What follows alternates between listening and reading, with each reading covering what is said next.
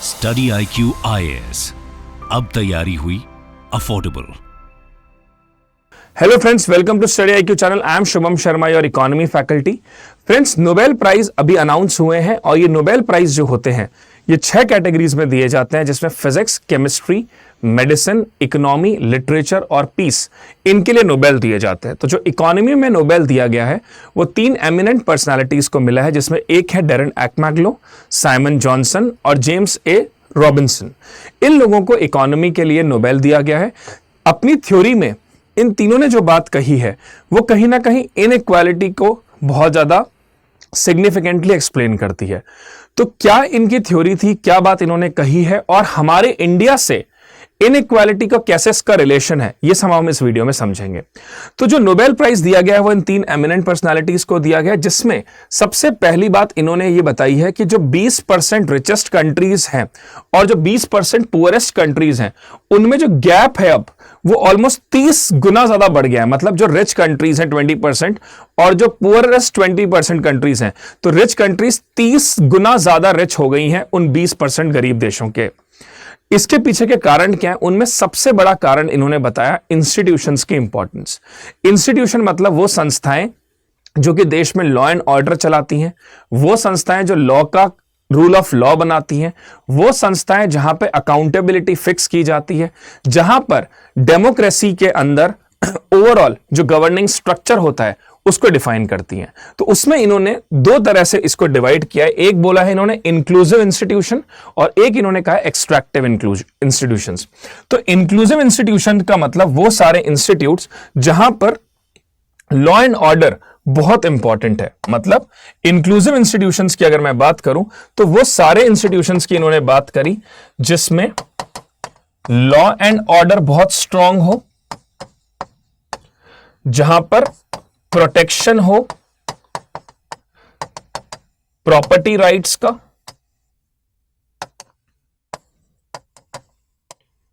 उसके साथ साथ में जहां पर डेमोक्रेसी में विल ऑफ पीपल बहुत इंपॉर्टेंट हो।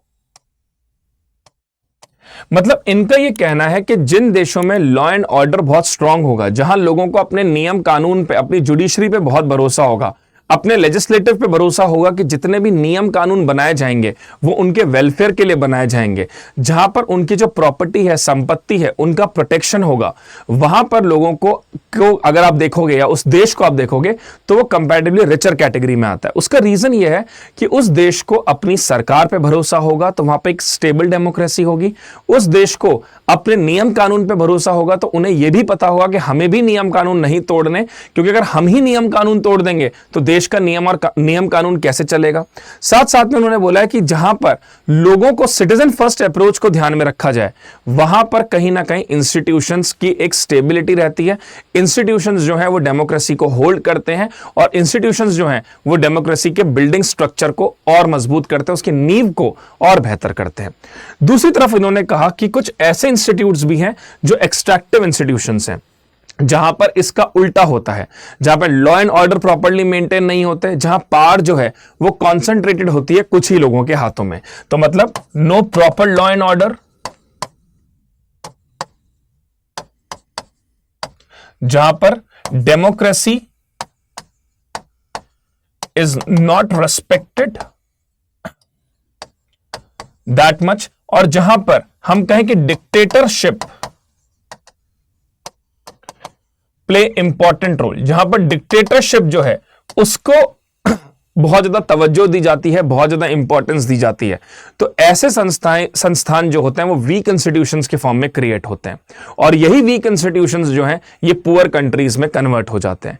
इनका यह भी मानना है कि जरूरी नहीं है कि जो देश आज गरीब था वो एक जमाने में आज गरीब है, वो एक जमाने में भी गरीब था। मतलब जो अगर आज कोई देश गरीब है तो आज से 100-150 साल पहले हो सकता है वो बहुत अमीर हो, बहुत ही ज्यादा प्रॉस्पेरस हो, लेकिन क्योंकि इंस्टीट्यूशंस वहां पे वीक क्रिएट हुए, क्योंकि वहां पे एक्सट्रैक्टिव इंस्टीट्यूशंस का फॉर्मेशन हुआ, ये एक बहुत बड़ा रीजन था कि वो देश अमीरी से गरीबी की तरफ मूव हुए। इन्होंने भारत के संदर्भ में भी ये बात कही है और वो हम रिलेट करेंगे कॉलोनियल सिस्टम से। इन्होंने कहा कि जहां जहां पे कॉलोनियल सिस्टम बना वहां पर अंग्रेजों ने दो बातों का ध्यान रखा। पहला कि उनके लिए वो पर्टिकुलर जगह कितनी सस्टेनेबल है, तो इंपॉर्टेंट बात उन्होंने कही कि sustainability in terms of living, और दूसरा नॉन सस्टेनेबिलिटी, मतलब जो उनके लिए लॉन्ग रन में इतना फ्रूटफुल नहीं हो सकता। मतलब जहां पर रिसोर्सेस की एग्जिस्टेंस हो, जहां पर पॉपुलेशन कम हो, जहां पर डिजीजेस कम हो, जैसे मलेरिया, डिजीजेस लेस हो, जहां पर लोगों को स्किलफुल किया जा सके, और जहां पर बहुत ज्यादा कास्ट बेस्ड प्रॉब्लम ना हो, उन देशों में इन्होंने डेवलपमेंट जो है काफी करवाया।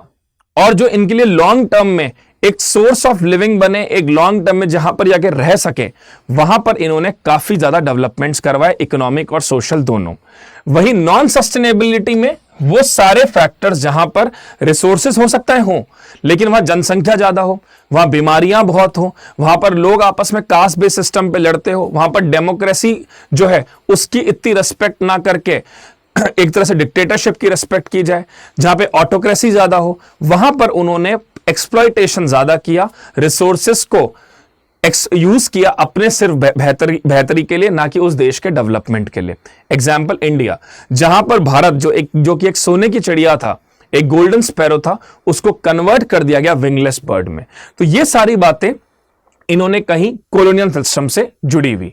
साथ साथ में इन्होंने यह भी बताया कि डेमोक्रेसी का रोल बहुत इंपॉर्टेंट होता है किसी भी देश के डेवलपमेंट में, जिसमें इन्होंने कहा कि जो डेमोक्रेसी के 3 पिलर्स हैं, लेजिस्लेचर जो कि लॉ बिल्ड करता है, एग्जीक्यूटिव जो कि लॉ को इंप्लीमेंट करता है, और जुडिशरी जो कि लॉ को प्रोटेक्ट करता है। इन तीनों में अगर बेहतर तरीके से कोऑर्डिनेशन है, और जहां पर इन तीनों की लॉ एंड ऑर्डर की रिस्पेक्ट है, जहां पर सिटीजन्स के राइट का प्रोटेक्शन हो, वहां पर अगर आप देखेंगे तो रिच प्रोबेबिलिटी या रिच प्रोस्पेरिटी ज्यादा होगी, वो कंट्रीज का डेवलपमेंट ज्यादा बेहतर होगा। जहां पे गवर्नमेंट का इंटरफेरेंस थोड़ा कम हो, और जहां पर इंडिविजुअल्स को मौका ज्यादा दिया जाए अपनी स्किल शो करने का, अपने टैलेंट को शोकेस करने का, वहां पर कहीं ना कहीं प्रोस्पेरिटी ज्यादा होती है। यह तो एक ब्रीफ इन्होंने अपनी थ्योरी में बताया, लेकिन इससे ज्यादा इंपॉर्टेंट है हमारे लिए, जो कि हमारे मेंस में भी जिस पे क्वेश्चन पूछ सकते हैं, how it is related to India. तो देखिए, भारत में जो इनइक्वालिटी है वो सिर्फ और सिर्फ कुछ ही सेक्टर्स में नहीं, बहुत सारे डोमेन्स में है। और उसी के संदर्भ में मैं आपको बताना चाहूंगा कि जो इनइक्वालिटी इंडिया में परसिस्ट करती है वो कितने तरह की है। क्योंकि हमारे जो यूपीएससी का एग्जाम है उसमें नोबेल जो दिया जाता है वो उसका डायरेक्ट क्वेश्चन नहीं आता, लेकिन उससे रिलेटेड क्वेश्चन यूपीएससी में पूछा जाता है। जैसे क्लाउडिया गोल्डन ने जो लास्ट ईयर नोबेल जीता था, उसमें इन्होंने लेबर फोर्स में विमेन्स का कंट्रीब्यूशन की बात कही थी। तो हमारे यहां मेंस में लेबर फोर्स पार्टिसिपेशन पे क्वेश्चन था। तो कहीं ना कहीं ये जो इनइक्वालिटी वाला टॉपिक है, ये अनएम्प्लॉयमेंट, ये रीजनल इनइक्वालिटी, जेंडर इनइक्वालिटी, इन सब में ये चीज बहुत प्रोमिनेंट है। तो मोस्ट प्रोबेबली हो सकता है मेंस में आप जीएस पेपर 2 या पेपर 3 में इस पे क्वेश्चन देखें। तो पहली प्रॉब्लम है भारत में रीजनल इनइक्वालिटी की। देखिए, अगर रीजनल इनइक्वालिटी के कंटेक्स्ट में मैं बात करूं तो इंडिया में अगर आप कंपेयर करें राज्यों को, तो राज्य जो हैं और उनके जो सिटीज हैं उनमें बहुत बड़ी इनइक्वालिटी है। One time we have the BIMARU states, और दूसरे जो है वो है हमारे रिच स्टेट्स।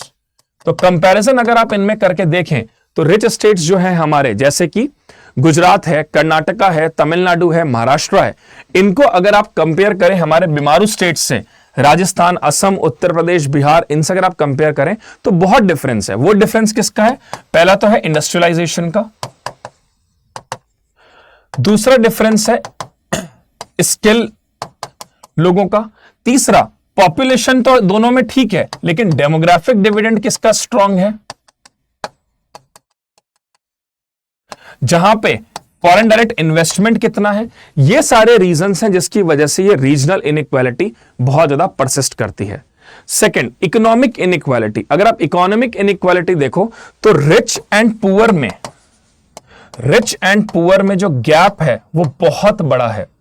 90% पॉपुलेशन जो है उसके पास में 10% वेल्थ है, वहीं जो 10% पॉपुलेशन है उसके पास में 90% वेल्थ है, जिसके कारण रिसोर्सेज जो हैं उनका कंसंट्रेशन सिर्फ कुछ ही हाथों में है, वेल्थ का कंसंट्रेशन सिर्फ कुछ ही हाथों में। इसीलिए आप भारत के इनइक्वालिटी इंडेक्स में रैंक देखें तो काफी नीचे है। उसका एक बहुत बड़ा कारण है कि हमारे यहां इकोनॉमिक इनइक्वालिटी बहुत ज्यादा है, अमीर अमीर होते जा रहा है, गरीब गरीब होते जा रहा है।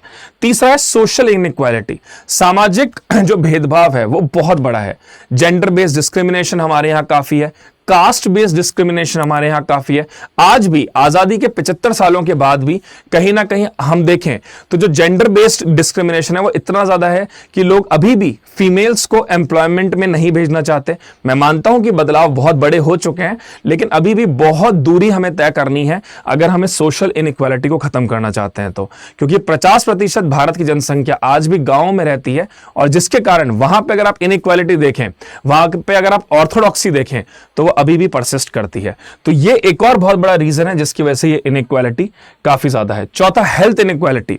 मेडिसिन फैसिलिटी अगर आप देखें गवर्नमेंट हॉस्पिटल्स की और प्राइवेट हॉस्पिटल्स की, दैट इज ह्यूज, डिफरेंस बहुत बड़ा है दोनों में। प्राइवेट हॉस्पिटल्स आप देखें तो वो अफोर्डेबल नहीं है, गवर्नमेंट हॉस्पिटल्स जो देखें वहां की व्यवस्थाएं बेहतर नहीं है।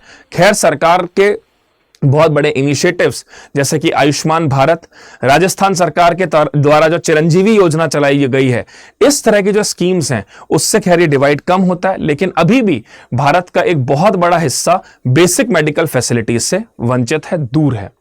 देन डिजिटल इनइक्वालिटी, जो कि हमारी इस आने वाली जो जनरेशन है, जो आने वाला समय है, वो सिर्फ डिजिटलाइजेशन के ऊपर है। इसलिए digital India mission, open AI जो कि आने वाले समय में राज करेगा इस दुनिया पे, वहां पर भी कहीं ना कहीं जो डिवाइड है वो बहुत बड़ा है। आज भी हमारी यहाँ की ऑलमोस्ट 75% जनता डिजिटली इक्विप नहीं है, डिजिटली स्किल्ड नहीं है, जिसके कारण जो गैप है वो लगातार बढ़ते जा रहा है अर्बन और रूरल एरियाज में। और ये गैप इतना बड़ा है कि अगर इस गैप को जल्दी फिल नहीं किया गया तो ये जो इनइक्वालिटी है ये और बड़ी होती जाएगी। तो इसके लिए इंपॉर्टेंट यह है कि लोगों को शिक्षित किया जाए, लोगों को डिजिटली अवेयर किया जाए, डिजिटल नॉलेज को प्रमोट किया जाए, और साथ साथ में लोगों को यह समझाया जाए कि अगर वो स्किलफुल होंगे तो कहीं ना कहीं आने वाले समय में वो बेहतर कर सकते हैं। इसी के लिए सरकार ने प्रधानमंत्री कौशल विकास योजना चला रखी है, पीएम इंटर्नशिप प्रोग्राम जो अभी चालू किया है वो इस पे बात कर रहा है, और कहीं ना कहीं जो डिजिटल डिवाइड है उसे हमें कम करने की जरूरत बहुत ज्यादा है। And last is political inequality. Political inequality भी बहुत बड़ी है। अगर आप देखें तो विमेंस का जो ओवरऑल पार्टिसिपेशन है लोकसभा में वो बहुत कम है। आज भी हमारे यहाँ जो राजनीतिक दल हैं वो कहीं ना कहीं जनरेशन वाले चल रहे हैं, नए लोगों को मौका इतना नहीं दिया जाता, और जब पावर है वो सेग्रीगेटेड है कुछ ही लोगों के हाथ में। तो हम इस इनइक्वालिटी को अगर हम ब्रेक नहीं कर पाएंगे तो हम जो हमारा टारगेट है कि 2047 तक कि हमें डेवलप्ड नेशन बनना है, वो सब फुलफिल नहीं हो सकते अगर ये सारी इनइक्वालिटीज पूरी नहीं होती हैं। तो guys, these are the inequalities जो कि हमें मेंशन करनी होगी हमारे मेंस के पेपर में, जिसके बारे में हमें जिक्र करना पड़ेगा अगर हम हमारे आंसर्स को अच्छे से करना चाहते हैं तो। और फिर वहां पे आप नोबेल का थोड़ा सा ब्रीफ दे सकते हैं कि जो 3 एमिनेंट पर्सनालिटीज हैं उन्होंने भी इस इनइक्वालिटी के बारे में बात करी है। तो this is all in this particular video. I hope you all like this. Till date thank you so much. God bless you all. Study IQ IAS, अब तैयारी हुई अफोर्डेबल।